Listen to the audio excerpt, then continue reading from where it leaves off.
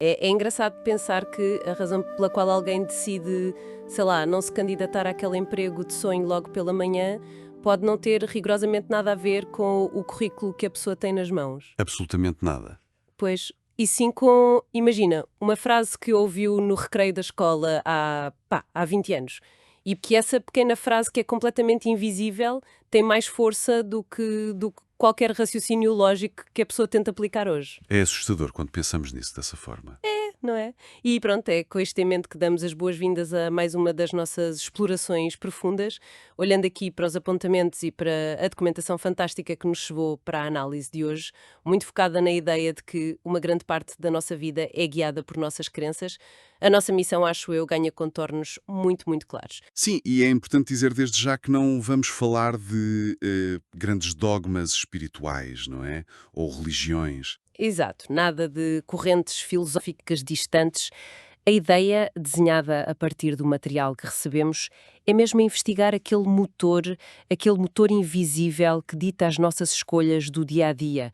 É desconstruir e deitar abaixo o grande mito de que as pessoas tomam decisões puramente baseadas na lógica. Nem mais, o que torna esta nossa análise tão pertinente hoje é exatamente esse contraste brutal. O contraste entre a nossa ilusão de controlo e o que de facto opera ali nos bastidores da mente. Nós gostamos imenso de acreditar que somos máquinas racionais, não é? Claro, adoramos. Gostamos de achar que temos as duas mãos bem firmes no volante da vida, a fazer aquela avaliação perfeita de prós e contras numa folha de cálculo mental fantástica. Tipo o Excel da vida real. Um Excel perfeito. Mas, e é um grande mas, os apontamentos que estamos aqui a dissecar hoje pegam nesse Excel e atiram pela janela fora. Porque aquilo que verdadeiramente dita a direção da vida não é a nossa lógica consciente. É o tal sistema operativo oculto que corre em pano de fundo, muitas vezes formado por crenças que nós assumimos como verdades absolutas. E vamos lá desconstruir isto, porque para mim esta premissa é absolutamente revolucionária. É quase assustador, confesso, perceber que frases silenciosas que carregamos, aquelas coisas tipo o amor acaba sempre por magoar, ou o dinheiro é sempre motivo de chatice. Ou o grande clássico de todos, nunca sou suficientemente bom. Esse é o rei delas todas. Essas frases têm um impacto prático demolidor. E perante isto, a primeira pergunta lógica impõe-se logo, que é: se não é a lógica que nos guia, o que é que altera a nossa percepção da realidade de forma tão dramática? E os textos respondem a isto de forma muito visual. Passamos da teoria para a mecânica muito rapidamente. A questão central é que as crenças não mudam o mundo físico. Certo? A chuva continua a molhar? Exatamente. A chuva é chuva. O que a crença muda é completamente a forma como esse mundo é visto. Funcionam como lentes. Lentes, exato. Imagina o seguinte cenário prático que os documentos sugerem para ilustrar isto. Duas pessoas diferentes, no mesmo escritório, a receberem exatamente a mesma crítica construtiva de uma chefia. Ok. O evento físico é rigorosamente igual. Rigorosamente, as palavras exatas, o tom de voz, a temperatura da sala, tudo idêntico. Mas a recepção dessa mensagem acontece em dois universos completamente paralelos. Como assim? A primeira pessoa que está a usar, digamos, uma lente interna de segurança, processa aquilo e pensa logo: pronto, faz sentido, esta é uma área onde eu posso melhorar. Isto é uma oportunidade de crescimento. A experiência emocional desta pessoa é calma, talvez até motivadora. Enquanto a segunda pessoa, bem, a segunda ouve as mesmas palavras e o teto cai-lhe em cima, não é? Entra em colapso total. O processo interno dela bloqueia porque o áudio passou por uma lente de insuficiência. A conclusão imediata é: eu sou um fracasso, eu não sirvo para isto, toda a gente já percebeu que eu sou uma fraude. Uau! Repara, o acontecimento lá fora não mudou um milímetro. A realidade física foi a mesma. Mas a emoção, o bater do coração, o suor nas mãos, o comportamento, tudo foi ditado pela tal lente da crença. A lente distorceu a luz antes sequer dela chegar à consciência da pessoa. Sabes a que é que isto me soa? Isto é como usar aqueles óculos de sol super escuros dentro de casa. Boa analogia. É que a pessoa que os usa pode jurar a pé juntos que o quarto está às escuras. Vai tropeçar na mesa de centro, vai bater com o dedo mindinho do pé no sofá que dói horrores e depois vai culpar a arquitetura da casa ou quem arrumou a sala pela dor que está a sentir. Quando o problema nunca foi a falta de luz. Exatamente. O problema é a lente que a pessoa recusa tirar da cara. Ou pior ainda, a pessoa calhar nem sabe como atirar. Mas deixa-me fazer aqui um bocadinho de advogada do diabo e lançar-te um desafio. Força? Será que não temos mesmo controle rigorosamente nenhum sobre a nossa própria lógica no calor do momento? É que eu acho que custa um bocadinho a aceitar que o ser humano, com toda esta capacidade cognitiva, seja tão refém de um simples par de óculos escuros. Nós não conseguimos simplesmente travar a fundo e pensar: epá, espera aí, isto é irracional? O que é fascinante aqui, e a neurobiologia explica isso muito bem, é que o jogo está viciado à partida. Viciado como? No calor do momento, a lente já tomou a decisão por ti muito antes de a parte lógica do teu cérebro ter sequer tido tempo de arrancar o motor. A sério? Mas porquê? Tem a ver com a nossa amígdala. É o nosso centro de processamento emocional e de detecção de ameaças. Ela reage em milissegundos. É puro instinto de sobrevivência evolutiva, percebes? Ah, claro, lá vamos nós para o tempo das cavernas. Exato. Se os nossos antepassados vissem um vulto lá longe na savana, não podiam parar para fazer uma análise lógica de prós e contras. Será um leão? Será um arbusto muito grande? Não. Tinham de fugir primeiro e pensar depois. Pois, quem ficasse a pensar servia de jantar. Nem mais. Hoje em dia, a ameaça é a tal crítica do chefe. Mas o mecanismo do cérebro é igualzinho. A lente avalia o perigo, dispara as hormonas de stress todas, o coração dispara, começas a suar, e quando o córtex pré-frontal, que é a zona da lógica e da razão, finalmente acorda para tentar perceber o que se passa, Já vai tarde? já vai muito tarde. E pior ainda, já está a trabalhar com dados corrompidos. Ele já só tem acesso à versão da história que a lente do medo lhe entregou mastigada. Obstáculos. E sabes o que resulta daí? É bizarro. Acabamos por usar a nossa brilhante lógica não para descobrir a verdade, mas para arranjar desculpas para a emoção que a lente já criou. Portanto, a lógica transforma-se na advogada de defesa da crença limitante. É exatamente isso. É incrível. Mas, bem, compreendida esta analogia dos óculos escuros e esta desvantagem enorme da nossa lógica, surge uma questão que eu acho natural. Se esta lente nos faz ver o mundo de forma tão enviesada, se nos causa tanto sofrimento desnecessário, por que é que o raio do nosso cérebro não a descarta simplesmente? O cérebro não é suposto ser uma máquina de otimização de sobrevivência? Se uma coisa faz mal, manda-se fora, não? Devia ser assim.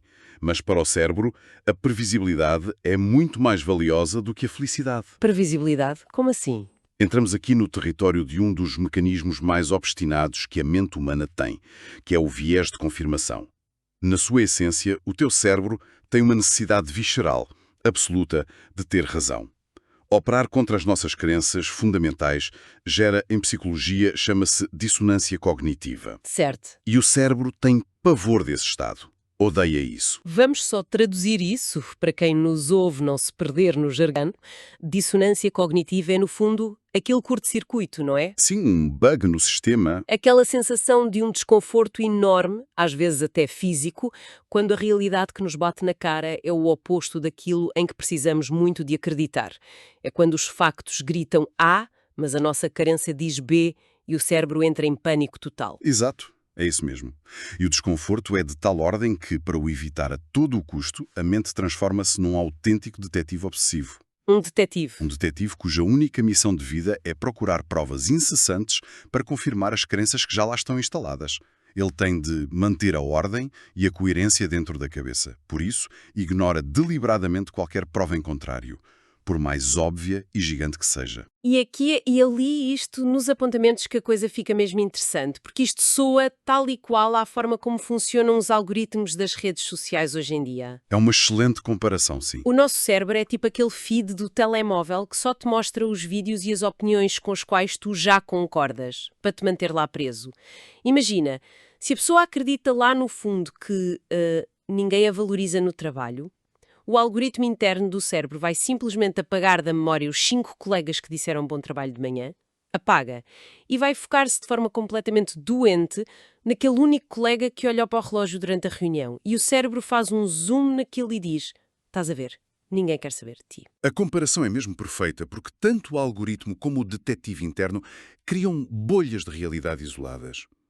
O viés de confirmação é altamente seletivo. O detetive trabalha para o chefe que lhe paga o ordenado, percebes? Pode-te explicar melhor isso do chefe? Se a crença basilar, ou seja, o chefe, for Eu sou capaz de aprender e de me adaptar. Esse detetive vai ignorar os pequenos tropeços normais do dia-a-dia e vai focar-se intensamente nas coisas boas, nos progressos. Ok, aí é positivo. Sim, mas o problema grave, o perigo, surge quando a narrativa dominante é destrutiva. Porque aí a recolha de provas vai ser exclusivamente focada no que destrói. Mas olha que isso levanta uma questão pertinente e, honestamente, super trágica. Isto significa que pessoas que são absolutamente brilhantes, tipo com um intelecto muito acima da média e com uma força de vontade gigante, podem passar, podem passar décadas inteiras das vidas delas completamente presas no mesmo sofrimento. Tudo porque o seu próprio cérebro está a fazer um excelente trabalho a sabotá-las. A estagnação crónica que vemos em tantas pessoas brilhantes raramente é falta de inteligência. Aliás, é quase o oposto. O que é fascinante e ao mesmo tempo devastador de se ver é que quanto mais inteligente a pessoa for, Mais tramada está? mais sofisticado é o detetive interno dela. Pessoas muito perspicazes vão usar todo esse intelecto superior para racionalizar. Criam argumentos incrivelmente complexos com uma lógica aparentemente impecável para justificar os seus próprios medos e inércias. Usam a inteligência contra elas mesmas. Completamente. O detetive é tão, mas tão competente que pega numa perspectiva enviesada que se calhar nasceu de um trauma qualquer e transforma aquilo numa tese científica irrefutável aos olhos dessa pessoa. Pá, isso é de uma ironia tão brutal. Ser extraído e paralisado pela tua própria eficiência mental. Mas espera, vamos recuar aqui um bocadinho na nossa linha temporal das coisas. Bora. Se o cérebro defende estas lentes com unhas e dentes, blindando-as como se fossem a verdade absoluta do universo, como é que estas ideias ganham tanto poder logo no início? Porque eu duvido que alguém nasça a achar que o dinheiro é sujo ou que não merece ser amado. Ninguém nasce assim. A origem destas crenças desfaz completamente esse mito de que nascemos já com estas falhas de fábrica. As fontes que recebemos clarificam que elas não são verdades universais. São, na esmagadora maioria das vezes, conclusões precipitadas que nós retiramos de experiências lá atrás, muito no início da vida. Obras de arquitetura mental da infância. Exato. Construídas a partir de uma educação específica ou de ouvir as mesmas mensagens repetidas no nosso ambiente, ou então de feridas emocionais muito profundas. O problema é que uma criança não tem a capacidade crítica de um adulto para filtrar aquilo que ouve. Ela absorve uma frase de um pai como se fosse uma lei da física incontornável. Pois é. Há aqui um exemplo nos apontamentos que me bateu fundo, ilustra isto de uma forma quase, dolorosa. A situação daquela criança que, por ser exuberante, por andar a correr e a explorar o mundo, ouve constantemente os adultos a dizer: ai, fazes tanto barulho, estás sempre a incomodar os outros, ou és um estorvo. Isso é super comum, infelizmente. E para a cabeça daquela miúda ou daquele miúdo, os cuidadores são autênticos deuses. Eles nunca podem estar errados. Portanto, o que acontece? A criança internaliza aquilo como um defeito fábrico seu. Ela cresce e 30 anos depois torna-se naquele adulto que pede desculpa por existir, percebes? Aquele colega que pede desculpa por respirar, que se encolhe no cantinho do elevador, que nunca levanta a mão numa reunião com medo de roubar espaço aos outros. E repara que a base dessa transformação não foi maldade da criança. Foi puramente instinto de sobrevivência e de adaptação. O material que estamos a analisar mostra isto de forma muito brilhante. Muitas destas crenças, que agora nos paralisam em adultos, nasceram originalmente com uma função super nobre. A proteção. A proteção. Para uma criança, perder a aprovação ou o amor daquelas pessoas que cuidam dela significa, biologicamente falando, a morte. Uma criança sozinha não sobrevive.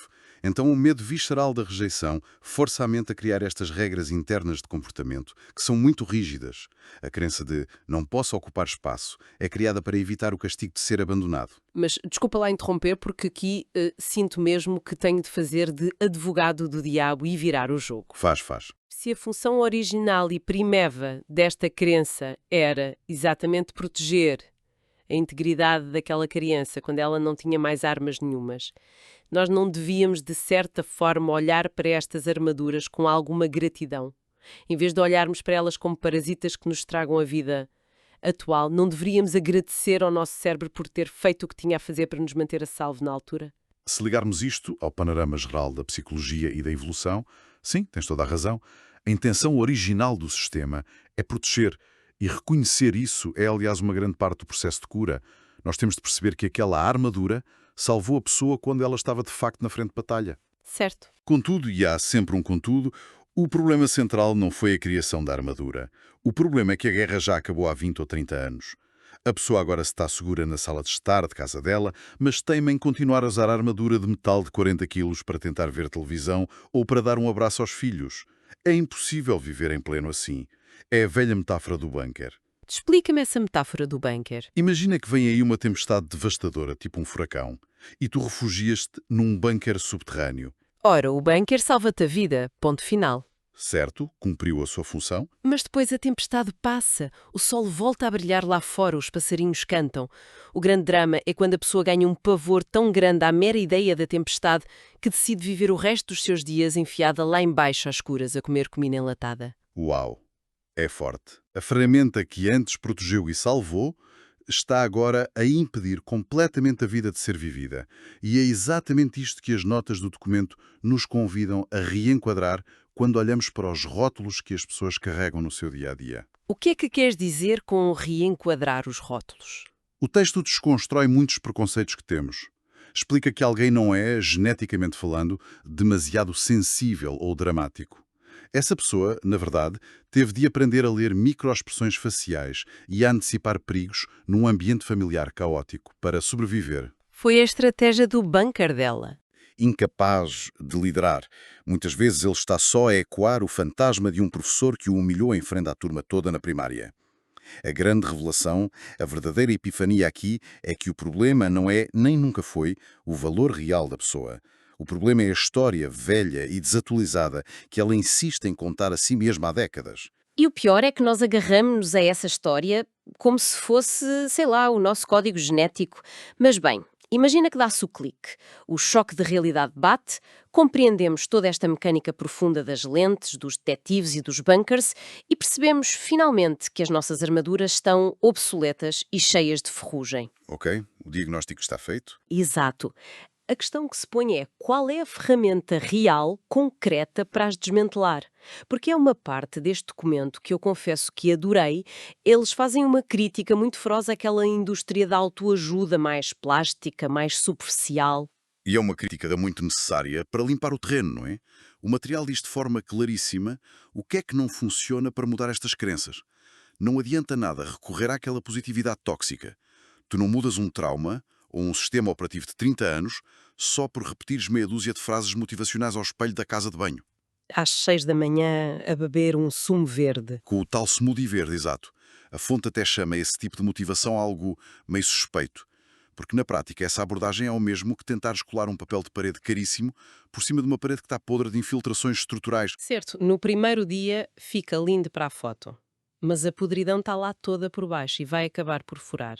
Inevitavelmente. Então, pronto, pergunto eu, e agora muito a sério, sem ponta de ironia, o que é que isto tudo significa na prática? Se nós não vamos usar o sumo verde, nem vamos gritar para o espelho que somos o máximo, qual é o antídoto real para o veneno que estas crenças nos injetam todos os dias? A verdadeira mudança, de acordo com esta análise, exige algo que é muito mais silencioso e ao mesmo tempo muito mais corajoso e desconfortável. Exige uma observação brutalmente honesta daquilo que nós aceitamos passivamente como normal ou que classificamos logo como impossível. Tipo, escrutinar os nossos próprios pensamentos. É o teste de fogo. A ferramenta que eles apresentam é criar o hábito de interceptar a nossa cabeça no exato momento em que hesitamos. Imagina, quando sentes aquele impulso automático de desistir, de te encolheres ou de não mandar aquele e-mail, paras e fazes a ti mesmo a pergunta de ouro. Esta crença que me está a travar agora mesmo, ela está a proteger-me de um perigo letal real aqui no presente ou está apenas a limitar estupidamente a minha vida? Sabes a que esta urgência de interceptar o pensamento me soa? Aqui. Soa-me a uma atualização de software, daquelas que temos de fazer nos telemóveis ou nos computadores. Imagina o cenário connosco, o programa que nós instalámos lá atrás, sei lá, nos anos 90, quando éramos miúdos. O Windows 95 emocional. Exatamente. Aquele software que foi desenhado para evitar ouvir gritos em casa, ou para sobreviver aos bullies no recreio, ou para não desiludir os pais, esse software era espetacular para aquele hardware muito rudimentar da altura. Servia perfeitamente.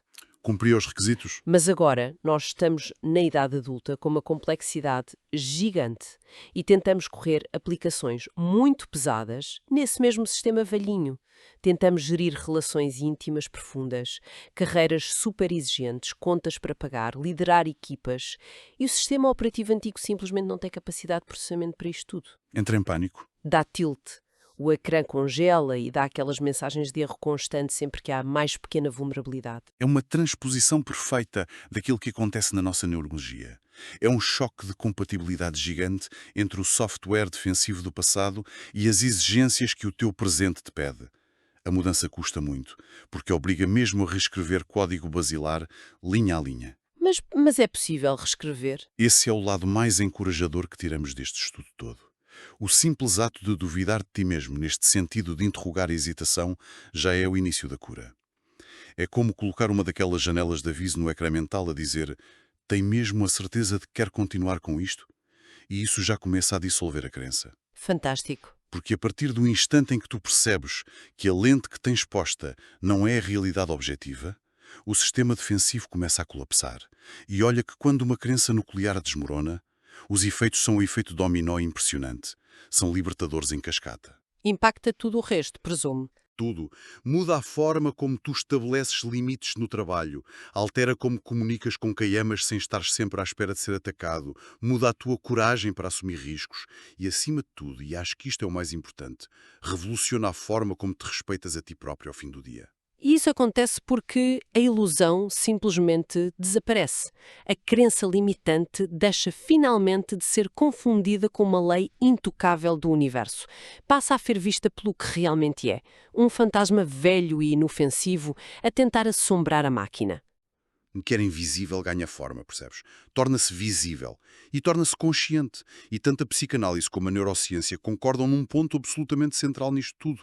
O que se torna consciente perde automaticamente o seu poder de dominação sobre nós. Deixa de operar nas sombras. Muito bom. Vamos lá então tentar fazer aqui uma grande síntese desta nossa viagem de hoje, porque fomos mesmo fundo. Fomos. Começamos com o desfazer da maior das ilusões práticas, aquela ideia reconfortante de que nós, seres humanos, comandamos a vida com lógica fria e ponderação de factos. Mas ao mergulharmos nestes materiais, esbarramos com uma realidade muito mais submersa. Descobrimos que afinal andamos todos por aí de óculos escuros ou a operar com lentes distorcidas. Cada um com a sua. Exato. E que carregamos no cérebro estes detetives obsessivos, cuja única função na vida é perpetuar o viés de confirmação e arranjar provas para validar histórias muito antigas. Histórias que foram escritas quando éramos muito vulneráveis e tínhamos medo. E que não são factos nenhuns, são apenas escudos obsoletos. E para terminar, os documentos deixam-nos um desafio direto fabuloso, com duas perguntas que ficam no ar. Duas perguntas que são, para mim, o verdadeiro ponto de partida para quem quer transformar alguma coisa na vida. A primeira funciona como um raio-x rápido, um diagnóstico. Qual é a crença invisível que, sem te dares conta, está ativamente a dirigir os bastidores da tua vida neste exato momento? É preciso coragem para responder a essa. É, mas a segunda pergunta é muito mais libertadora e projetiva. Se, por milagre, essa tua crença limitante se evaporasse amanhã quando acordasses, quem é que finalmente terias a coragem de te tornar? Bolas, são daquelas perguntas que entram na cabeça e depois uma pessoa já não consegue desouvir. É impossível voltar a olhar para os nossos medos da mesma forma. Mas olha, para encerrarmos o nosso mergulho de hoje e construindo exatamente sobre esta mecânica fascinante do detetive do cérebro, Sim, eu quero deixar aqui um pensamento provocador para quem nos ouve. Algo que não constava nestes textos originais, mas que usa a mesmíssima lógica a nosso favor. Como se fosse, tipo, um truque de magia mental. estou muito curioso.